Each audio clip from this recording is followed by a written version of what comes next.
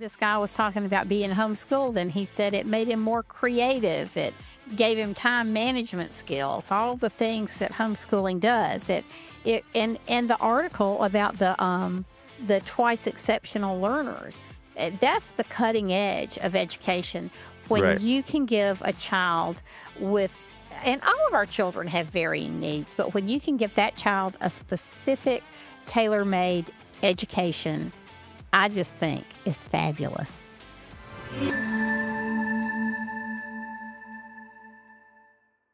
Welcome to the Zan Tyler podcast, Thriving in Your Homeschool. It's such a joy to have you with us today. We've got some timely updates and powerful clips to dive into, things that are impacting our families, our culture, and our faith. I pray these segments encourage and equip you on your homeschool journey. And if they do, I'd be so grateful if you'd share them with a friend and subscribe so you don't miss what's next. It's 4:30 a.m. and I am a stay-at-home mom of 5, so it's time to start my day. My mornings don't always look exactly the same, but they always start with coffee and quiet time. After that, it's time to do my morning chores. A few years ago, I switched to doing one load of laundry a day to prevent being overwhelmed by it, and it's definitely a game changer. I'm often asked why 4:30 a.m., and the answer is because I'm a work-from-home homeschooling mom, so if I don't wake up early, I'm not going to get everything done. And now I know you're like, okay, Jenny, I know you just said you're homeschooled. Why in the world are you packing lunches? And the answer is because my oldest two kids go to a homeschool co-op twice a week, and it's a really nice, hybrid mix of homeschooling and traditional school. All my kids have alarms that wake them up, and then they make their beds and get ready for the day, and I will come up and do the girls' hair before we come downstairs for breakfast, which also includes our morning devotional time. I don't know if I mentioned this, but I actually have triplets, and it was a very high-risk pregnancy, and during that pregnancy, I started praying Psalm 91 over them, and it is still what I pray over my kids every single time I drop That is them very off. sweet. It is, Caleb. I love that clip for so many reasons. First of all, this mom of 5, and probably the oldest is maybe 7 or 8, Yeah, has her hands full, but she is figuring out what works for her. right. And, you notice she mentioned her girls are in a co-op 2 days a week, and that gives them, some interaction. It gives her some breathing room with the triplets. By the way, she has triplets, and, You were it just in Virginia with Home Educators. Educators Association of Virginia. That's it. Okay. Home Educators Education Association of Association of Virginia. Virginia, for their Leader Life program, which is their leadership forum. And I was there with 125 leaders from across the state of Virginia that had all kinds of groups for all kinds of people, athletic groups, co ops for enrichment activities, co ops for academics, micro schools, all types of things. And so, groups are there to inspire confidence and give help and give some socialization opportunities for the kids. And this mom has found this 2 day a week co op that's answering her needs. I think is great. Yeah, I noticed one of my favorite things about it too is my wife also has 5 children. We had twins, not triplets, so I guess she wins. But but there's a few things that jumped out. One, it was, you and I were talking about this earlier. Clearly, she did not wake up one day and just say, "This is how my day goes." You know what I Right. mean? Like Yes. what we get to witness here is clear plans and intentionality. Um, I read recently in this book, it said it's important to remember that energy leaks effortlessly out of our bodies, but regeneration and settled and filling up our tank will only happen with intentionality. And I feel like you're seeing this in the clip. Like clearly, this is someone who has realized that, and this is what she does to be intentional to survive this life. Like I don't think she just decided I'm waking up at 4:30. Yeah, That's I right. just by seeing this clip, my gut, I bet you that's the only time she experiences any level of quiet in her That life. yes, and she's a work from home mom, and so Yeah, she's got to have a couple of hours before the household wakes up to either do her work or get her ducks in a row. So, yeah, so I think that's fabulous that she finds that she's found what works for her. And I yeah. think you mentioned the one load of laundry a day, Mhm. because laundry just can be a killer when you have so many children and when everybody's at home. And so she has found some really concrete ways to figure out her day so that everybody is as happy as possible in their homeschool journey. Totally, and I hope other moms or dads see the clip and don't measure themselves to this necessarily idea, but get inspired to like, okay, spend some time this morning, tonight, whatever, and write down or pray, ask God, what are some things that God's put in your heart that he specifically designed you for refueling because it's going to be different. I can't do 4:30. Maybe, and whoever's watching, maybe you can't. Maybe you can do 6. Maybe your kids are late sleepers, so even just 6 o'clock will give you that extra little oomph. My wife and I just went through this, and we realized it took hours of intentionality to create a calendar, and a lot of people, I think, might say, "Oh, I'm type A, I can do that," or "I'm type B, I don't care." If you look at our calendar, you'll see it's full of stuff. But if you look at the stuff, half of the things are 1 hour break, 2 hour break, quiet time for the kids. So it's almost like I think we have this weird misconception, Zan, that we can just kind of trip into rest. Like we can Yes. just kind of stumble into it, like, oh, it'll just happen. It's like it won't. So for us, we get up at 5:30 now. So we will be up before the kids. We got them these little clocks that turn a different color at 7 so they know they can come out of their room. Oh, And it that's was great. and it wasn't a flip of the switch. Like this took intentionality and educating our kids. And it's been taking a long time, but every morning they get a little bit better. Every Yep. morning they get a little bit more used to it. A good friend of mine who's a professional leadership coach, he says on average it takes about 90 days he calls it lift, takes about 90 days to experience lift. And so I think that's a really important thing for a homeschool parent too is maybe you see this clip or listen to the Zan Tyler show and get inspired like, okay, I'm gonna get intentional. You may not feel or experience the benefits of your intentionality with your schedule immediately. It might take a week, 2 weeks. In the professional world, on average, it takes about 90 days to really feel the lift. So I would just encourage people like, don't give up. It's worth it. And one thing I want to say is when I was homeschooling, and so I was doing lobbying work. I mean, I guess you could say I was working from home too, because You were. I was, thrust into this situation where I'm doing the lobbying now, where I was doing the lobbying for homeschooling issues after being threatened with jail. And so, but the time I worked was when the kids went to bed at Hmm. night. And And so that's what worked for you. yes, so they would go to bed, and about 9 o'clock, I'd just disappear in my office and stay as long as it took, midnight to 3 in the morning. I don't mind losing sleep like that when I'm accomplishing what I need to do, and there again, Hmm. that's just me, but I was also not up at 4:30 Right. after, after having those nights, but if I could get 4 or 5 or even 3 sometimes uninterrupted hours in the evening, that was just pure gold for me, and then I could face the day knowing I had that taken care of and it wasn't on my mind anymore. Essentially, I hope that people take from this is what works for this woman. She clearly did not wake up one day and just said, "This is my schedule." Like, she's probably done a lot of trial and error. I love what you said about the laundry. For her, it's 1 load a day. Hey, for you, it might be every other day. And I think we need to, especially in the homeschooling community, we need to shirk off this thing. Like, there's a little bit of an air that homeschooling is for the superhuman mom. You know what I Yes, mean? There's a yes, little bit of this. It's like, my goodness, like ask for help, ask your in-laws for help, your siblings for help, find a homeschool group. When I did the homeschool awakening, a lot of these tight-knit co-ops were in very small towns. Like Todd Wilson was in the film, and you've interviewed Todd Wilson a couple times. yes, He lives in a very small town, and there's still community out there. You don't need a ton of people, but man, even just one or two, that's right. who has your Mhm, back. But yep. anyways, and then the last thing I guess was the Psalm 91 thing made me tear up. I thought that was really sweet. Oh, that is so special to have verses that you pray consistently over your children. I know that I had several verses that were my not go-to verses, like I didn't go to any others, but that I constantly prayed over my kids. That's really special. When we get off the air, I need to go back and read Psalm 91. Maybe that will become my grandkids' It is known verse. as a song. It is the song of comfort and protection is Yes, amen. it's very sweet. There has been some stuff in the news, so I got this one. Why parents of twice exceptional children choose homeschooling over public school. Yeah, what are your thoughts, Dan? Can you kind of summarize this up and what are we looking at here? Yeah, well, this is no surprise to me at all. And when they say twice exceptional children, they're talking about children who are gifted, and they're talking about academically, and they're talking about children who also may have special needs in reading or in any type of academic subjects, or they may have special needs with just learning difficulties, learning delays, or a physical disability, mental health issues. Any of those things, in terms of this article, is what they're talking about. So often, the child who is exceptionally gifted and also has special needs is really hard pressed in a classroom to have his or her needs met. For a long time, the special needs community has been one of the fastest growing facets of homeschooling. And I think it's because these children can be in a home.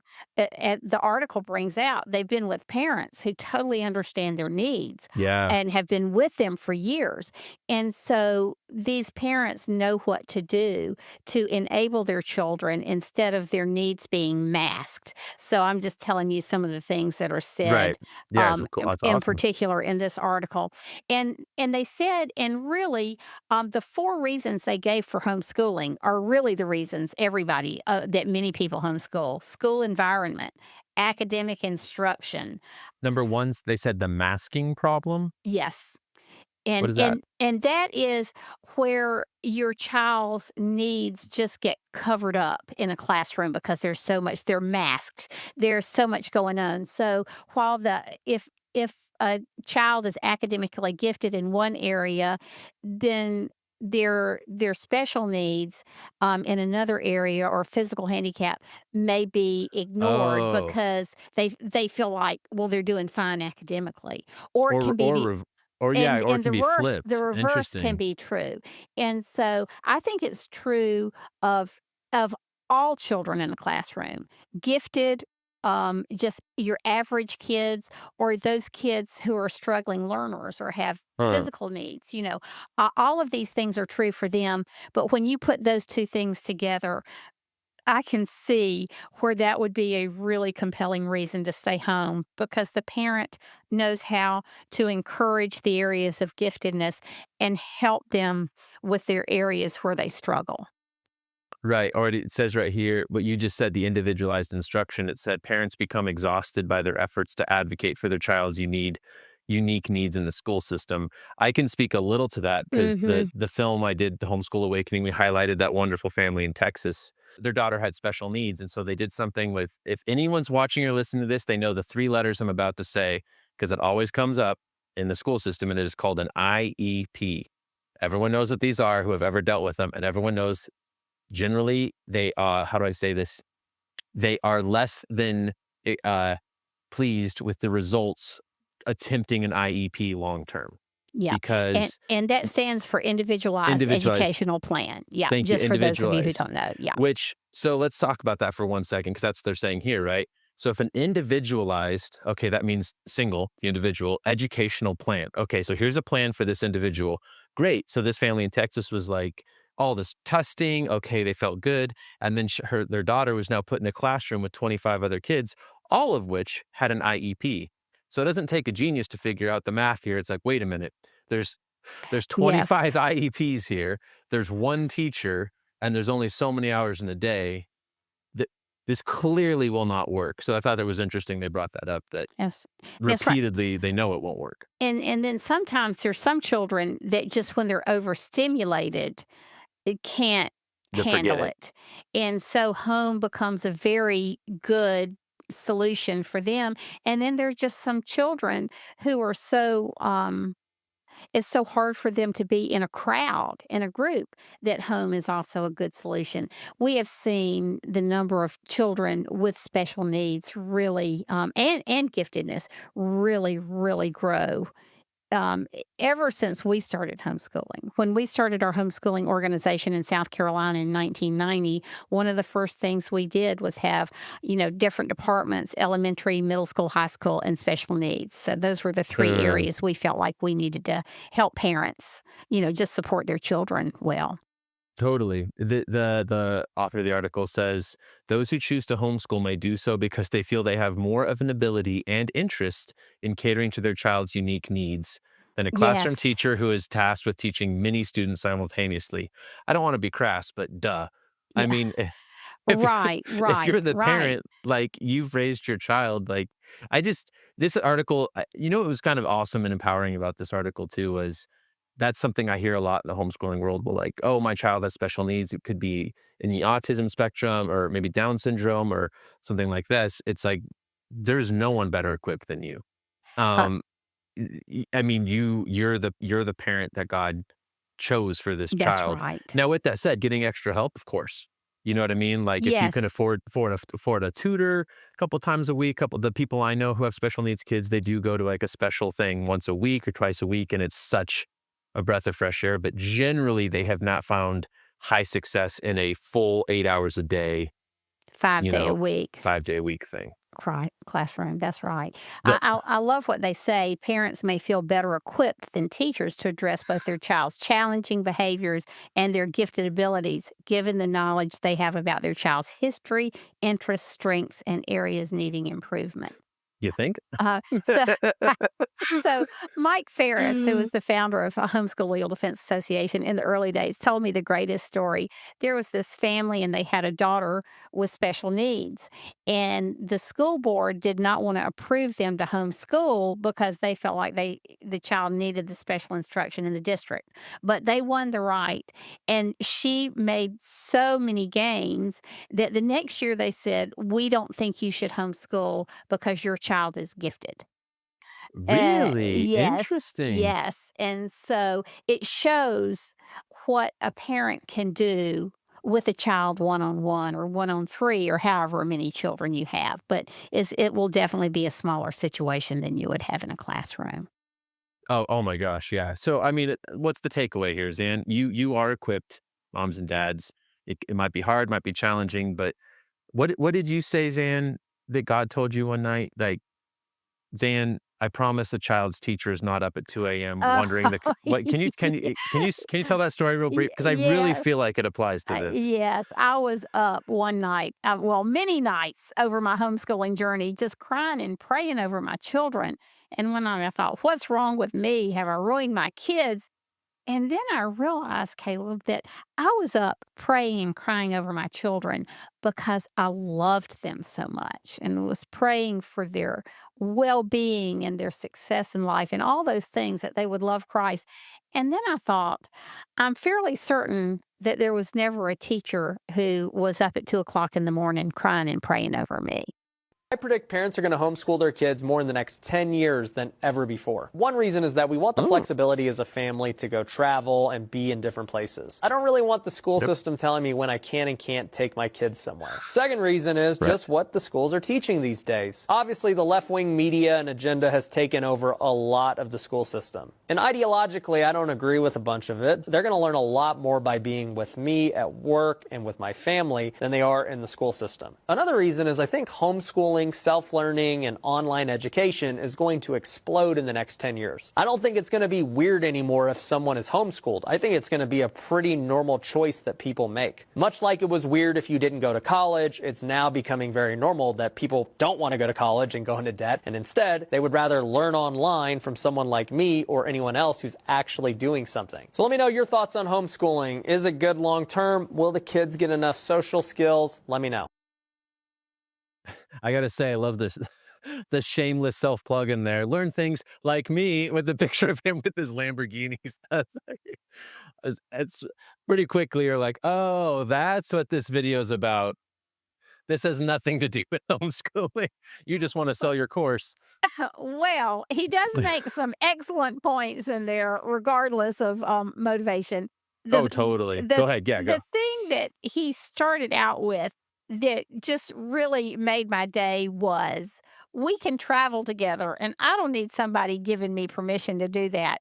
I'll never forget. I have a niece who I love dearly. She and her husband are very well educated. He had a PhD in his own company, and but they had had their kids in a private school until the pandemic. Well, it didn't take them long to think we don't like the way this education is working out, so she pulled them out to homeschool them. And I think they were like ninth and sixth grade or something along those lines. And Jill called me one day and she said, we just got in the car to take a trip with Craig while he's working to Colorado and spend a week or two, and I didn't have to ask anybody's permission. And, I had taken that for granted so long with homeschooling.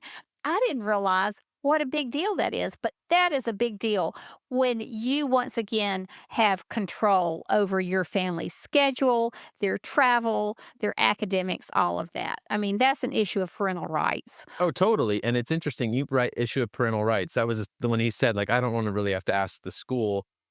What I liked about this clip as a whole is he kind of said left wing media is taking over the schools, blah blah blah. Maybe he has, maybe he hasn't done the research on where our school system came from by Horace Mann and John Dewey and why it's a disaster. If you're listening or watching, just click below and watch Zan's interview with Alex Newman because it'll educate you. But it was interesting that you could just tell this guy in his gut just knew that he could That's probably do better. You know what I that's mean? It right. was like he didn't Yes. need a big he Yes. was like and I also think it's interesting that technically, even if you're listening and your kid is in public school, you don't have to ask permission. Well, this is the That United States of America. So if you wanted to show up at the school whenever you want, yes, you have to go to the office to make sure that you're the guardian. You go to the office, you take your kid. They might give you grief for it, but they have zero legal standing to say you can't take. So you can do it, but isn't it just nice knowing that you don't even have to tell somebody and just deal with well, obnoxious you phone you calls? know, Where's your kid? And if they it's could call too many truancy. yeah, if it's too many days, they'll definitely charge you with truancy. And so, That's true. you What know, does that s mean? Can you let's educate me a little bit, Zan. So if my kid's so in school, I just show up, tell the office, "Hey, I'm taking," and then we leave for vacation. What is truancy? What does well, that mean? every school district and every school will probably handle it um, somewhat differently and depending on the parents and the children, but there are a certain number of days you have to attend school. In most states, I would say it's 180 days. And every district will give so many excused absences, like for illness or family emergencies, those types of things. But when you start missing days that aren't excused, I don't know what the number is. And there again, each state can be different. You can be charged for truancy because your kid has to attend school so many days. And so with homeschooling, you want to take a trip like that. What do? You pack your books with you, your videos, or whatever means they're using to study, and it just goes with you everywhere you go. And if live in a state where you're having to log your attendance, well, you can do homeschooling in the car or the RV or the hotel room or sitting in a national park. All of those things make great classrooms. I mean, when you Oh my homeschool, gosh, the yeah. world is your classroom. But That's the that's not, whole yeah. that's not the case with a brick and mortar school. I You want do have to get permission.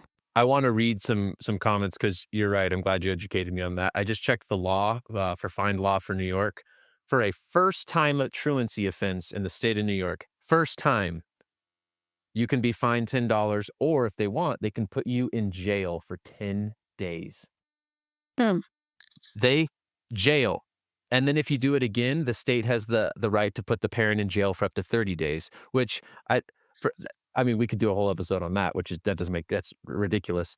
But I would like to point a flaw in that system. So you're telling me if I don't put my child in school, you're going to put me in jail?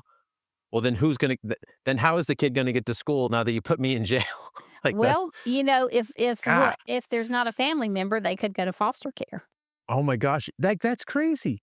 Like, think of what's and let me read some comments here. These are very encouraging. We started homeschooling when COVID shut the world down. My kiddos are very well socialized. They attend a co-op. They go to children's church. My mother-in-law takes them to their appropriate senior citizen events. I'm sure the kids love that. Um, I especially love that we don't have to deal with the crazy morning rush of getting ready and out the door 5 days a week.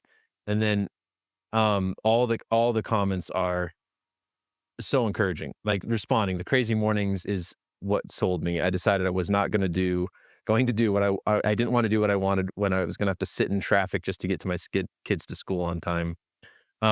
This one says we do homeschool as far as socializing goes. Kids are parrots; they imitate those around them. So, would you rather they imitate a bunch of kids like them that may that egg them on or do stupid things, or would you like them to be around you and your family? I mean, you've said that many times. And then this last comment, I've been working in various charter, private, and public schools as a substitute. I cannot stress enough how bad the situation is. I would never send my kids to these schools. And then we'll just summarize, but one of the largest growing sectors of homeschooling right now is public school teachers. Interesting. And I know we don't want to bash public schools, so Well, they've seen uh, firsthand some of the issues. yeah. So I mean, all these comments are so encouraging. I would even just say, like, I feel similar to this guy we run a family business, producing podcasts and media production. And I would way rather, like, my kids know who you are. You know what I mean? Like, they're in the house all the time when we're recording or you're Yes. producing, and they Yes. see, like, oh, this is what that is. And then they see editing, and they just understand all these kinds of things. So That's right. That's right. Well, I do think homeschooling is going to continue to grow with online learning, with all the groups now, all the co ops, all types of things. I think homeschooling will continue to grow. yeah, I think we're going to see a reckoning.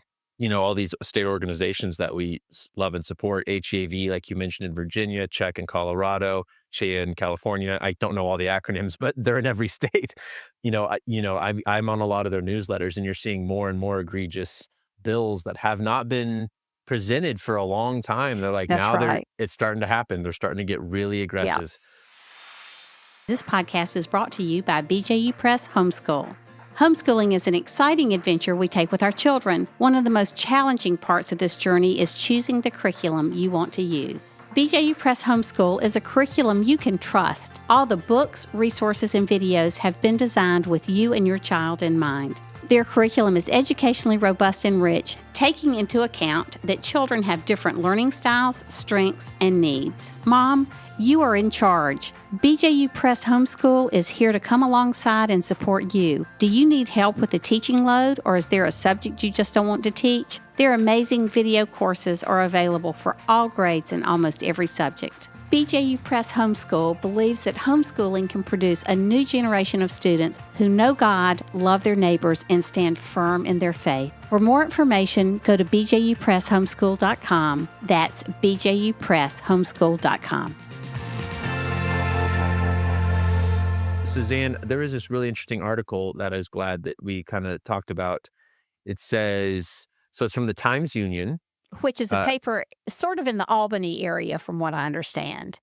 Got it. Yeah, I have been trying to find kind of more nuanced news. I think it's kind of fun, Yeah, like local unique news. to areas. Yes. Yes. Says outdated homeschool laws are stifling education innovation.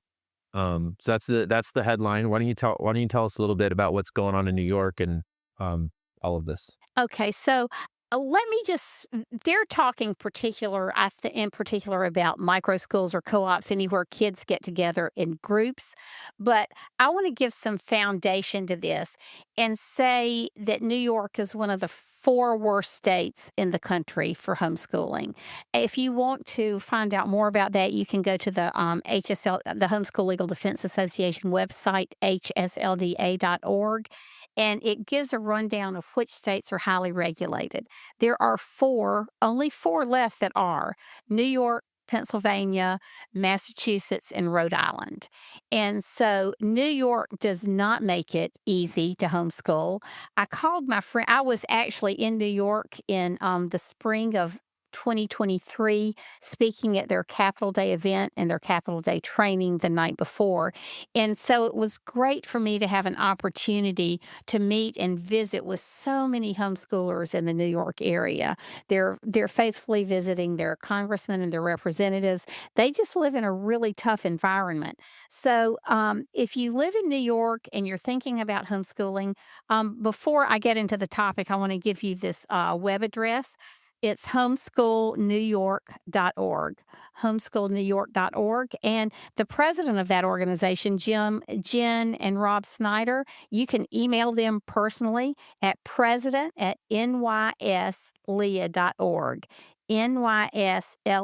nysleah.org, and they will answer your questions. So there's just a lot you need to know about the law in New York. You're going to be filling out lots of forms and their timelines, and you've got to meet a 900-hour a day requirement. I mean, a year a requirement, or 990 once you get into the high school years.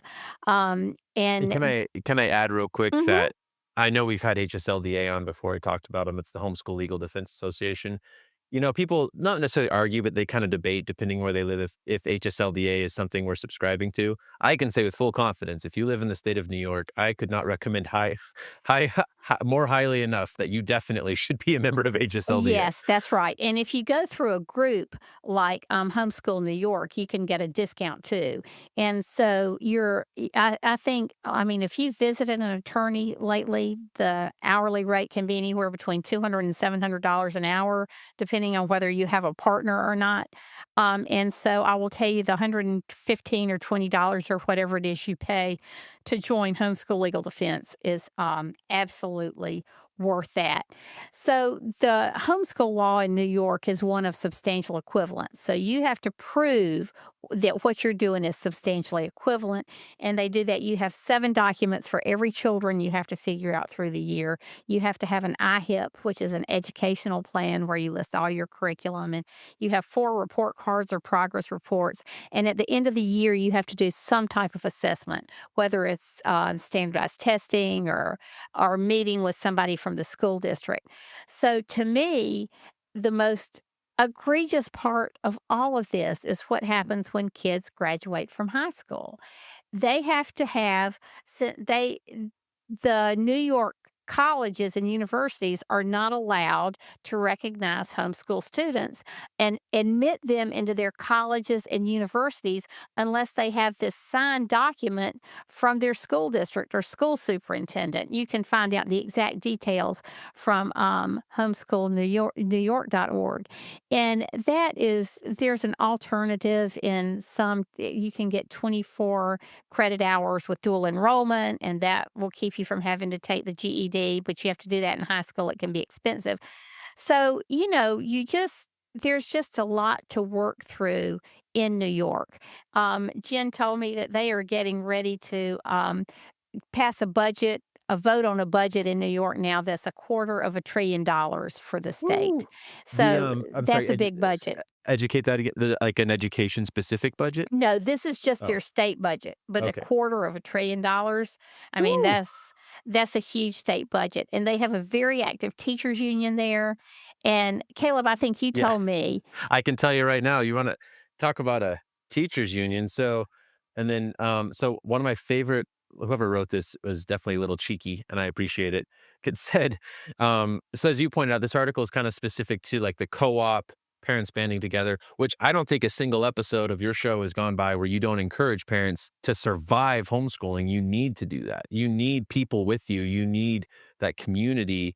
Hopefully, there's a co-op already, but maybe you're inspired, you wanna start your own. So this says it takes a village to raise a child, but not more than half of each week. Because if homeschool parents cross this line, they can receive warnings. But if you do it again, they can put you in jail for 30 days. And this isn't like some old law, like as you've mentioned when you had to fight, or yes, we'll that's say, right. plead your case professionally in South Carolina to explain why this is Yes, ridiculous. This yes, is right now, yes. 2025. If someone reports you, which according to this, it's most likely going to be your local school, um, they can put you in jail. They can show up to your house, take your children, put them with the foster care family, and put you in in jail. And so I was curious. I was like, why do they care so much? And that's what you had just brought up.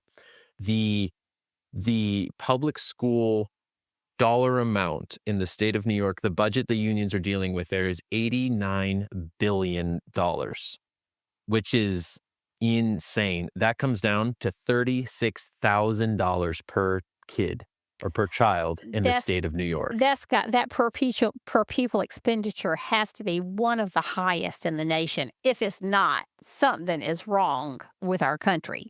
It is the Um, highest, yeah. all of that to say is we still have a we still have a lot of work to do as a homeschooling community to keep and make homeschooling legal. And there are these states that still have these really strict requirements when all of the research is showing that regardless of the requirements, homeschool students are doing well, certainly as well as their traditionally school counterparts. Most of the studies I read, or all of the studies I have read, have showed homeschooling students coming out on the top academically. And now and socially was never a problem for us, even when there weren't all these opportunities there, because parents are going to find ways to expose their children to community and life and other people. And homeschooling moms and dads are really creative in that way. But now it's not an issue because of all the co ops. You just have to be careful, very careful, what you do in New York in terms of this whole co op and micro school issue. If you have questions, again, I'd say, visit homeschoolnewyork.org or email Jen and Rob Snyder at the address I gave you.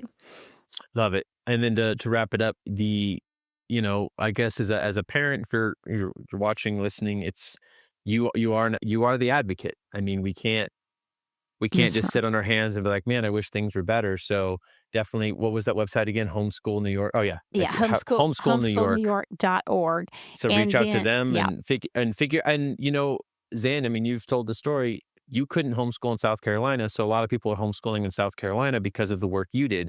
So someone out there will do this work. Someone, and maybe it's you.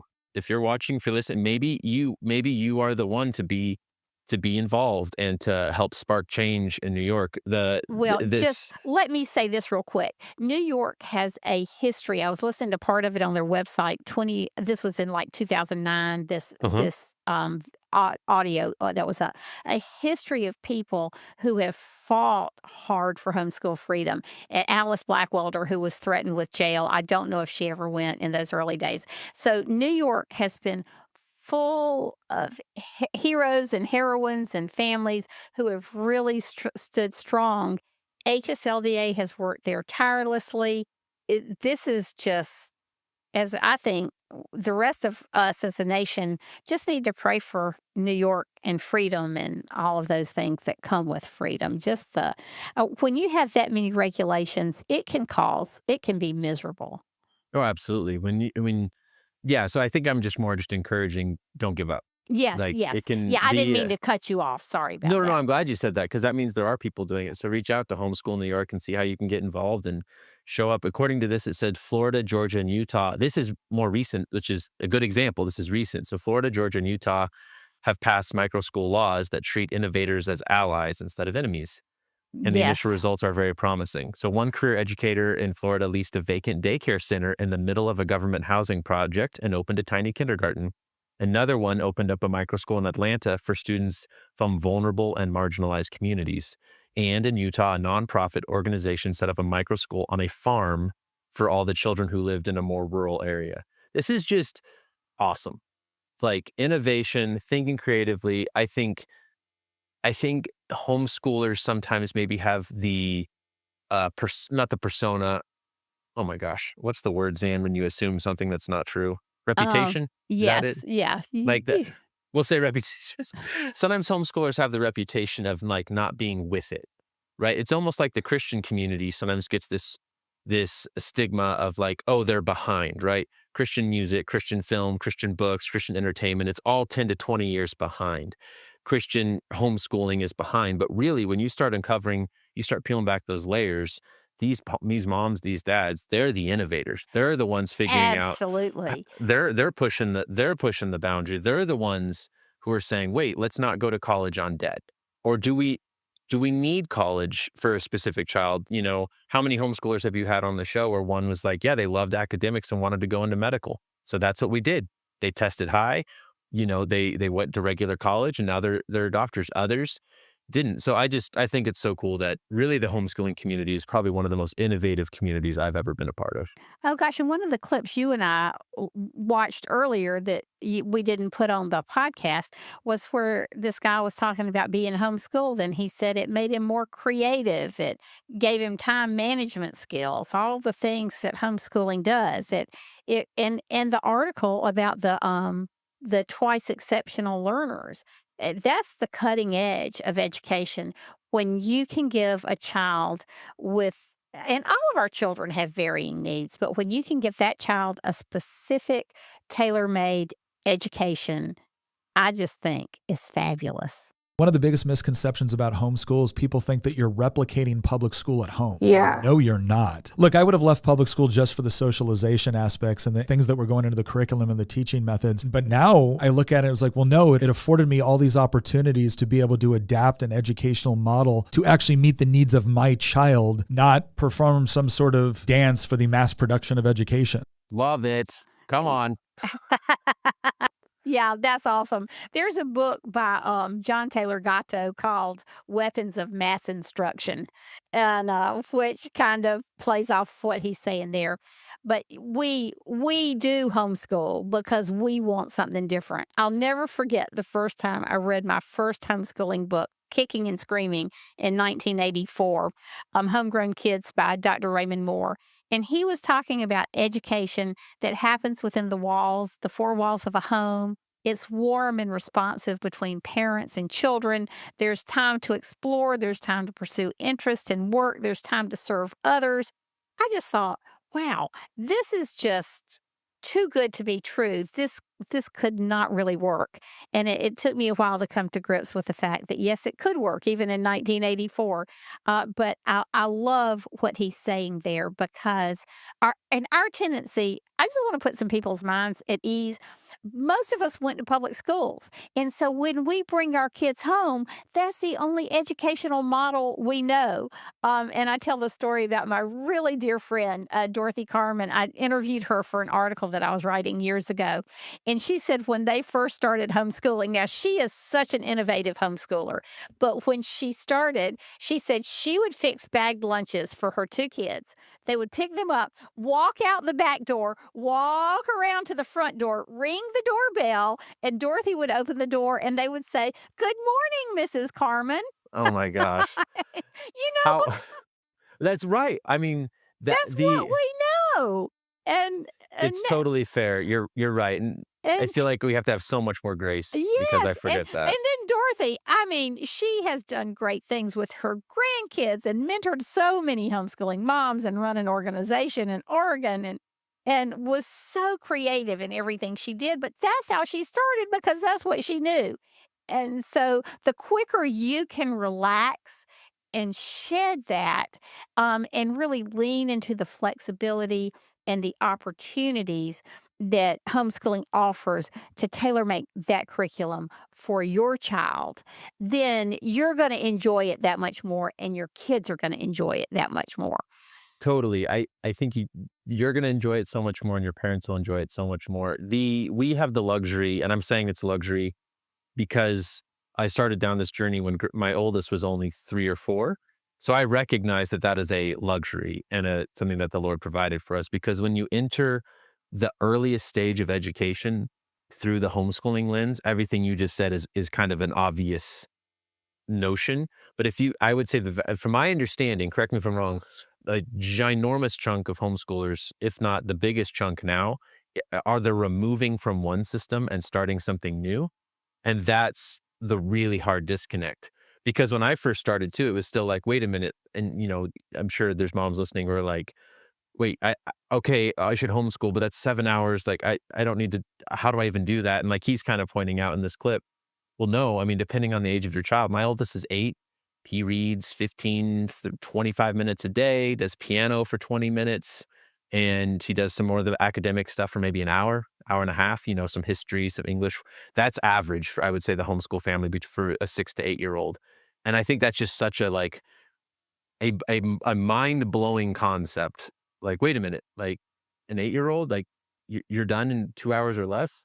You know what I mean? So I think Oh, the more we oh, can oh, I know. That's encourage right. people, like, yes, and then it's like, well, what do we do the rest of the time? It's like, let them play. Like, you're only a kid for a small amount of time. That's Grayson will right. spend an hour building Legos. He'll run outside. Like, we all talk about when we were young. So your kids are young, so let them be young. I was going to read some comments. And the top comment is former public school teacher. Dot dot dot. My kids are homeschooled. Now this one's good. Here's a good encourager right here. I have changed my homeschool curriculum about 3 times, and I've only been homeschooling 2 years. It's a blessing to be able to just find what works for my child. And we do know probably the best curriculum out there would be That's right. BJU Press Homeschool. That And if they got you your back for that's sure. right. And if you need help, this is a K through 12, grade 12 solution. There are videos, there's teachers' helps, there are also teacher companions that really help you glean the best out of a lesson. But there are also homeschool consultants that are moms just like you that can show you how to use this curriculum and tailor it toward your family, your schedule, and your needs. And that's at homeschoolhelp.com/map. And you can go to your map and click on it, map of your state, and find a consultant near you. And this consultant will help you find answers to your questions about homeschooling and curriculum. Right. Exactly. I was gonna read some more. Yeah. The top comment here just says exactly, so that's not super helpful. Um, Kids will benefit the rest of their lives from summer camp, Boy Scouts for development of socialization skills. I know they just highlighted summer camp and Boy Scouts, but I think just a good reminder is we don't want to keep throwing school under the bus, but is the idea of taking your child, putting them somewhere 8 hours a day, only with children of their age, the best way to homeschool? Probably not. In fact, I was going to pull up a clip. Maybe I will pull it up real quick. It says kid outed as homeschooler after looking adult in the eyes while talking. You know, I've had that happen at the legislature, other places so many times. Somebody will say, "Oh, I knew they were homeschooled because they shook my hand and looked me in the eye and knew how to talk to me." All right. Um, I remember, and let we can wrap. I remember when I was shooting the documentary, I wasn't in on homeschooling yet, but the first family I flew out to interview and they would show us their day. Their kids ran right up and like looked me in the eye and shook my hand and was like, "Hi, I'm so and so." I remember kind of at that moment, I was like, I think this is already better. Like I don't know anything else other than this child listened to his parents and shook my hand and looked me in the eye. So, anyways, Hey, listen, that's why I just want to say this. That's why it's so important that homeschool families go to your state capital days and yeah, meet your legislators because they're so impressed with homeschool children and the way they carry themselves. And I mean, I've said this, I'm going to say this till the day I die. I've sat in public and legislative hearings where a legislator will stand up and say, I thought homeschoolers were crazy too. And then this family asked me over to their house for dinner, and I met their kids, and they talked to me about what they're learning in school, and I was so impressed. So, your representatives and state senators are there to serve you, and they want to know you. You're their constituent. And I would encourage you to get to know your legislators. It's not as hard as you think. There's a lot of information up on I think it's homeschoolfreedom.com, the website. I'll have Nancy check that out. And you've socialized your children and taught them how to meet adults. That is a really lacking skill today in our culture. So, amen. can I say what one of my favorite Babylon Bee Oh yeah, Well, do the it. cartoons is my son sent this to me. It's Methuselah who lived to be, well over 900 years old. And it says, Methuselah finally files for bankruptcy after 900 years of writing $5 checks to all the grandchildren. We don't have to include We should. that. It Uh, makes me laugh every time I think of it. Well, listen, thank you so much for being here with me today. And with Caleb, we love looking at these clips and these news articles. If you have anything else you want us to comment on next month, send it our way. We'd love to see the articles or the clips you find fascinating. And thank you for being with us today. You can find me at zantyler.com and on social media. And may God continue to bless you and your family. Until next time, bye.